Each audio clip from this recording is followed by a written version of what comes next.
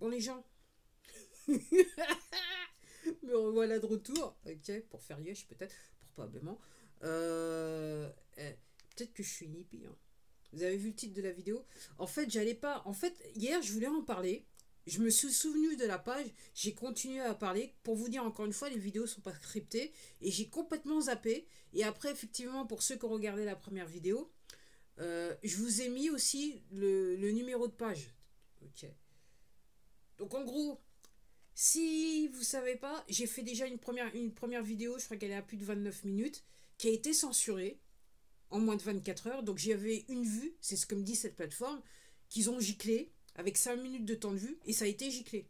Donc maintenant, j'ai aucune vue au moment où j'enregistre cette vidéo, j'ai aucune vue sur la vidéo, ma première vidéo. Donc je fais une deuxième vidéo pour pouvoir vous lire le passage que je voulais vous lire hier mais que j'ai oublié du genre voilà et que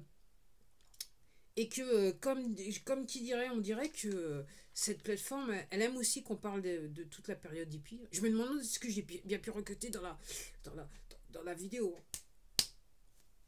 Surtout que je sais pas trop bien ce que je raconte, donc je sais pas ce que j'ai pu raconter. Alors hier, j'ai fait une vidéo et je l'ai appelée le mouvement hippie, le mythe et la réalité. Et en fait, j'ai fait cette vidéo à la suite que je venais juste de terminer le bouquin qui s'appelle de Michel Lancelot, qui s'appelle Je veux regarder Dieu en face, le phénomène hippie. Donc je résume rapidement, mais autrement, allez regarder la première vidéo. Donc en gros, il a écrit ce bouquin, donc l'édition elle est de 1968. En 1967, il a pris en tant que reporter, il est parti aux États-Unis, San Francisco, le fief des hippies. Il a été voir ce qui se passait, il a interviewé des gens, il a vécu dans une commune, il a rencontré des hippies. Donc en gros, et plus ou moins ce qu'il est en train de dire, c'est dans son bouquin, c'est qu'il a assisté au début, enfin pas au tout début, mais il a vu le mouvement et surtout il a vu le mouvement dégénérer.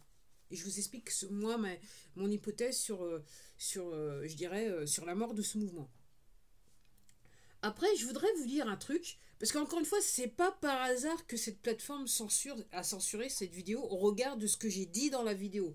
Donc les gens, faudrait peut-être converger un peu, quoi. Il faut faire mâcher la matière grise.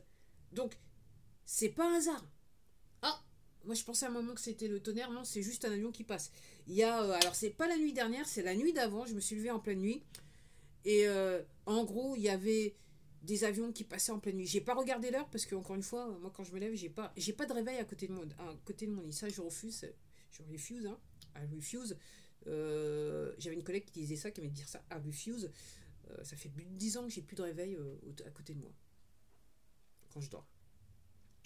Donc, je voulais vous lire ce passage parce que ce que je vous disais hier, c'est qu'en gros, moi j'estimais qu'avec le mouvement hippie, c'est l'histoire qui se répète. Ok. Donc je remets, et je mettrai le détail du bouquin encore, je le remettrai, vous inquiétez pas les gens. Et donc, pour résumer, donc ce que je disais, donc c'est pas le mouvement hippie, c'est pas juste du LSD, des gens qui se lavent pas et qui puent, ok, qui ont les cheveux longs et qui s'habillent avec des fringues fleuries, pantalon pas de def, on va dire ça comme ça.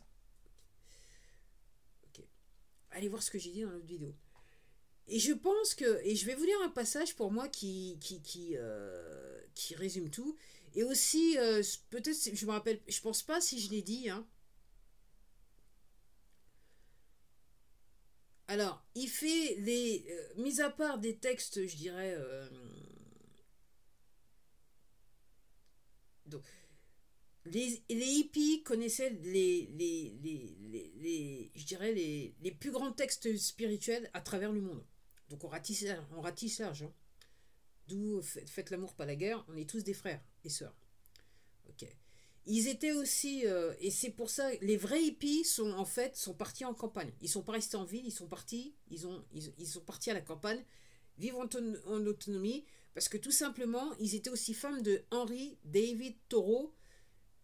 Alors je vais lire ce que dit le bouquin, hein. Donc c'est la page 200. Là ce que je lis c'est sur la page 201, c'est la note qui est sur la page 201 de l'édition. Donc Henry David Thoreau qui est né en 1817, qui est mort en 1862, considéré par une partie de la nouvelle génération américaine et notamment par les hippies comme le plus grand écrivain, poète et philosophe des États-Unis. Donc, alors, apparemment, lui, au moment où il écrit, il dit qu'il n'est pas connu en France, mais réellement, le bouquin phare de Henry David Thoreau, de reste que j'ai dans une pile que j'ai pas encore lu, parce que j'ai des piles de livres à lire.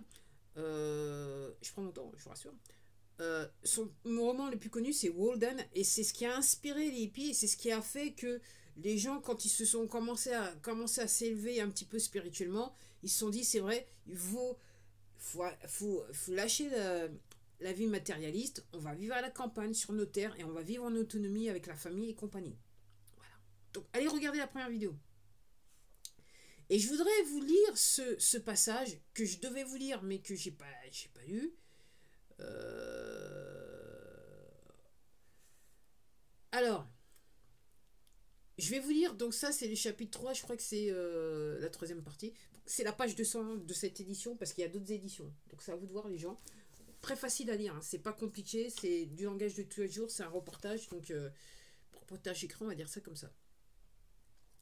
Donc l'auteur écrit: lorsque mon confrère Jim X de la revue américaine Life demanda un tantinet sceptique à Arnold Toynbee, celui-ci se déclarant favorable au Flower Power: mais monsieur, les hippies ont-ils quoi que ce soit à offrir ou dire de valable à l'Amérique? Et le vieil historien britannique répondit tout de go, et les gens ouvraient les écoutilles, hein. Et puis après, allez gamberger un peu. Mais d'abord, il faut ouvrir les écoutilles, ok? Je pense que oui.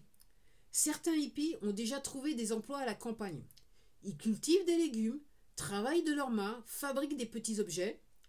Dans ces conditions, ils acceptent de devenir des membres à part entière, des agents de production d'une société où ils introduiraient un nouvel esprit, où faire de l'argent ne serait plus le but suprême.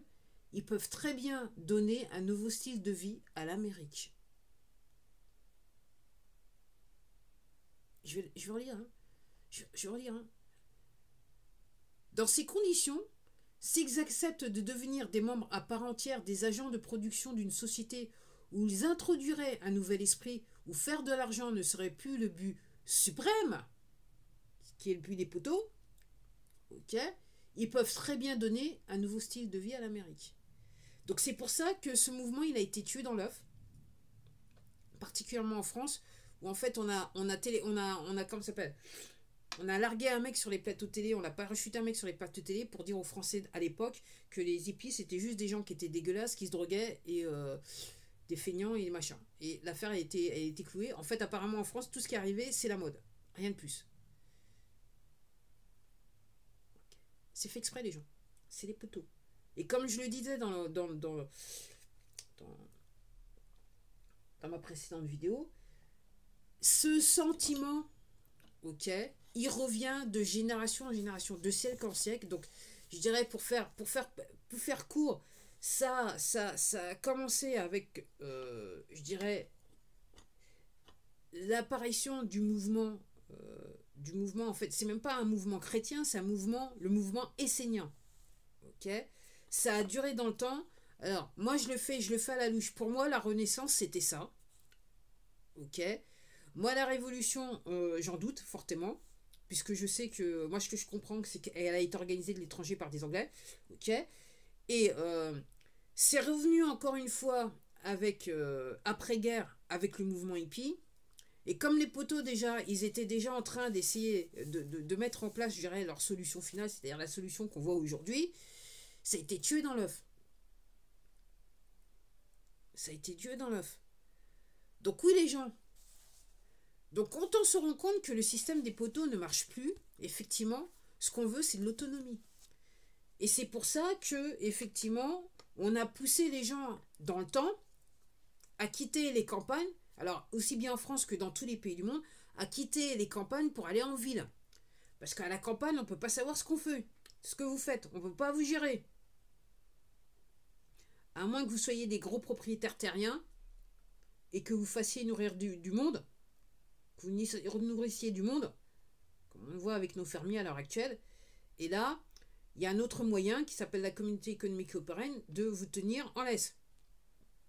Donc, si vous allez vivre en autonomie, ok, on ne peut pas vous tenir en laisse. En plus de ça, si vous allez à la campagne, et en gros, pourquoi le cadastre et compagnie? Parce que donc, moi je vous le dis très simplement, hein, c'est que on sait qui est sur quelle terre. Donc si vous allez à la campagne, en plus de ça, on ne sait pas sur quelle terre vous êtes. Ok? Comment on peut vous mettre un collier au cou, une laisse au cou? Comment on peut vous manipuler? Comment on peut vous dire ce qu'il faut faire? Si vous vivez en autonomie. Les gens. Et une fois, donc le côté matérialiste, il vous est inculqué. Alors, si ce n'est pas vos parents qui sont ultra matérialistes, il vous est inculqué à l'éducation nationale. Quand vous êtes, quand vous apprenez à lire, à écrire. C'est le pendant, c'est pour ça l'éducation. En fait, au début, on ne voulait pas que, entre guillemets, les gueux, ils apprennent à lire, à écrire. Mais après, les industriels, quand ils se sont rendus compte il pouvait y avoir des avantages, effectivement, il a fallu éduquer tout le monde pour leur apprendre à travailler dans les entreprises des poteaux. C'était ça la révolution industrielle réellement, les gens. Donc on a fait venir les gens des campagnes dans tous les pays du monde pour voir les, entre guillemets, les clouer en zone urbaine, dans la pauvreté la plus abjecte. Ok? Et là maintenant, on commence à rentrer en France dans la pauvreté la plus abjecte, dans les zones urbaines, dans l'apathie générale. Ok? Donc effectivement, il y a des gens, et ça s'est passé, alors pour ceux qui se réveillent, hein, déjà en 2020, il y a des gens qui ont compris ce qui se passait. Les gens ils se sont dit c'est bon, il y en a qui ont vendu leur propriété en ville pour aller vivre à la campagne. Il y a des gens qui ont réagi tout de suite, d'autres moins, qui n'ont pas réagi tout de suite. Mais les gens, à nouveau, se rendent compte au moment où je vous parle qu'effectivement, la seule et unique solution, c'est cultiver des légumes, travailler de ses propres mains et fabriquer des petits objets pour pouvoir les revendre. Et c'est pour ça que les poteaux, ils veulent pas, ils s'en prennent aux artisans. Ok? Parce que qui dit artisan, qui dit une certaine autonomie financière, et c'est pour ça aussi que les poteaux veulent, entre guillemets, mettre fin au paiement en espèces. Tout doit passer par leur système. Comme ça, l'artisanat, ça va pas être possible. Et entre guillemets, c'est pour ça que la monnaie a été créée. La monnaie, c'est juste pour les poteaux un moyen de s'enrichir. Ok. Si des gens vivent en autonomie, ok, qui vivent en commune, en groupe, donc plusieurs familles sur un même bien de terre, et ça a toujours été, hein, si vous lisez des bouquins dans l'Antiquité, il y a des gens qui ont écrit, ça a été écrit hein, dans des vieux trucs, des vieux papyrus qu'on trouve, ok. Une fois que les gens vivent en communauté et qu'ils installent, entre guillemets, qui mettent en place un moyen d'échange contre les services ou les biens qui pourraient être produits, ok, ils n'ont plus besoin de personne, ok, il n'y a pas de famine, quoi que ce soit, ils prospèrent. Parce que tout simplement, ils retournent avec un lien naturel qu'on a à la terre. Donc ils vont prospérer. Mais pendant ce temps-là, pendant qu'ils prospèrent, les poteaux, ils ne peuvent pas s'enrichir. Donc ça ne peut pas convenir. En plus, ça rime, les gens. Moi, je sais pas, les gens, si vous n'êtes pas abonnés, vous regardez cette vidéo, vous n'êtes pas abonnés parce que je viens juste de faire comment ça s'appelle, un short qui va être probablement encore censuré, hein, puisque là, on dirait que le compteur, soudainement, il est bloqué. Après quelques minutes, il y avait déjà une vue, après, je suis repassé, paf, il y avait 19 vues, j'ai monté à 32, alors, je pense qu'il va être encore censuré. Donc les gens, il faut gamberger, là, il est temps de réellement gamberger. Pourquoi tout ça? Bah voilà, moi je suis en train de vous le dire. Et puis clairement, ça ne plaît pas cette plateforme. Donc je vais vous redonner. C'est un bouquin qui est très facile à lire. Hein. Si vous avez l'habitude de lire, moi je me dis en une journée c'est fait. Hein. C'est pas non plus. Voilà. Moi ma technique, parce que je peux pas non plus rester toute une journée à lire un bouquin.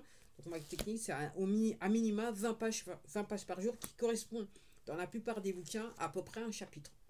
Voilà. On va faire ça comme ça. Et ça, c'est facile à lire. Donc en fait, tout le mouvement hippie, c'est je veux regarder Dieu en face. C'était ça le motif, le leitmotiv, c'est ce que vous disaient les hippies à l'époque. Et qu'est-ce que ça veut dire je veux regarder Dieu en face? C'est je veux m'élever spirituellement pour être plus près de Dieu, de la source. Ok. Et en fait, ce qu'ils ont fait, c'est qu'ils ont essayé de le faire, mais à travers l'usage influencé par Timothy Leary et le travail de Timothy Leary et Richard Alpert, Ramdas, dans les faits, ok, ils sont passés par le LSD, qui, je répète, a été inventé par un Suisse, ok, Ils sont passés par le LSD.